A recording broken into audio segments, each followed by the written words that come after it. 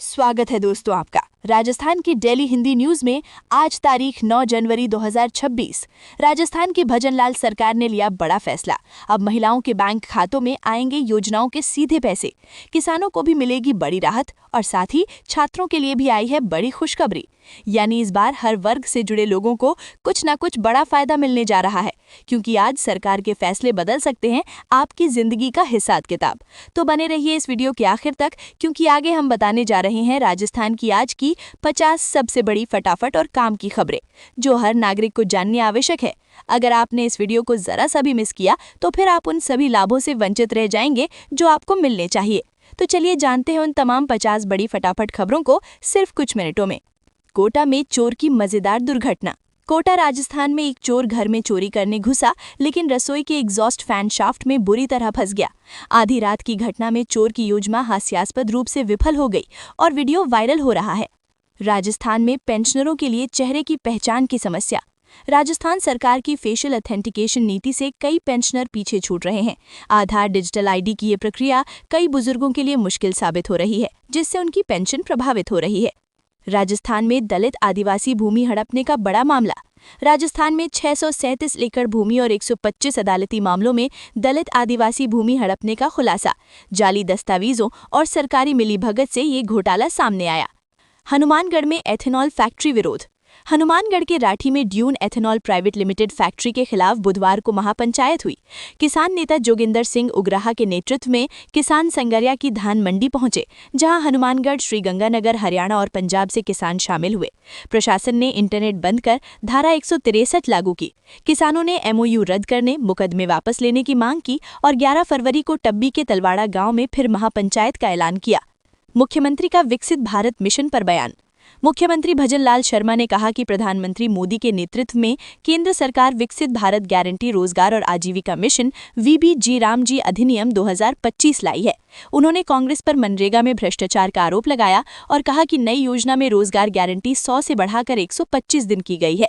कांग्रेस पर भ्रामक प्रचार का भी आरोप लगाया। रणथंभौर में टाइगर का दिखना।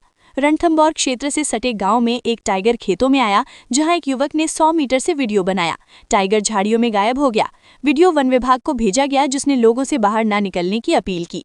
ये सवाई माधोपुर के खंडार उपखंड की ग्राम पंचायत कुरेड़ी का मामला है, जहां बाघिन TSC का मूवमेंट है और ट्रैकिंग जारी है। बाड़मेर में पानी समस्या पर धरना। बाड़मेर में पानी की समस्या को लेकर शिव विधायक रविंद्र सिंह भाटी जलदाय विभाग कार्यालय में धरने पर बैठे। मामला हरसानी गांव का है, जहां 2 दिन से ग्रामीण धरने पर हैं और बुधवार को रैली निकाल बाजार बंद किया। विधायक ने कहा कि गांव को पानी मिलने तक धरना जारी रहेगा।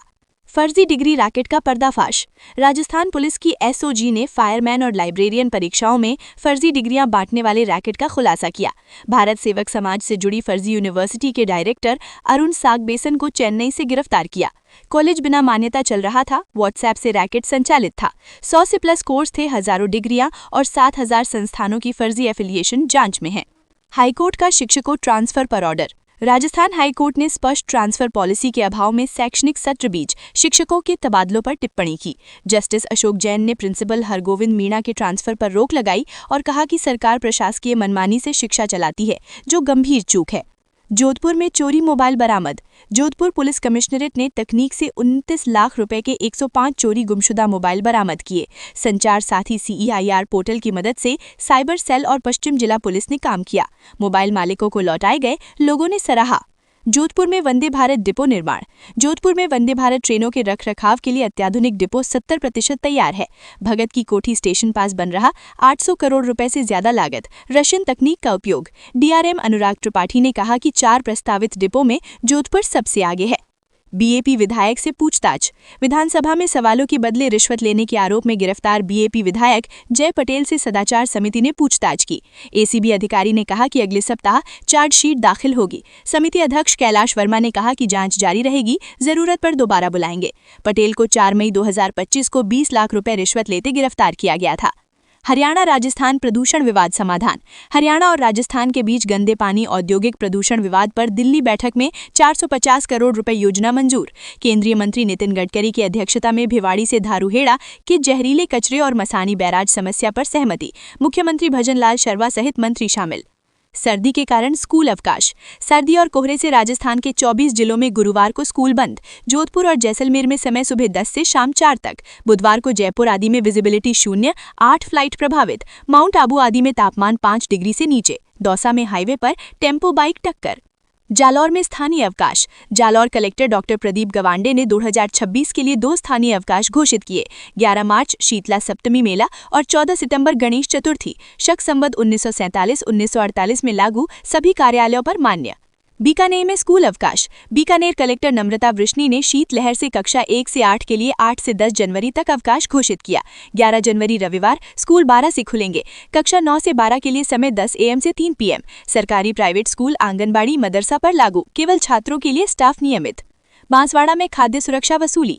बांसवाड़ा में खाद्य सुरक्षा योजना में अपात्र सरकारी कर्मचारियों से वसूली।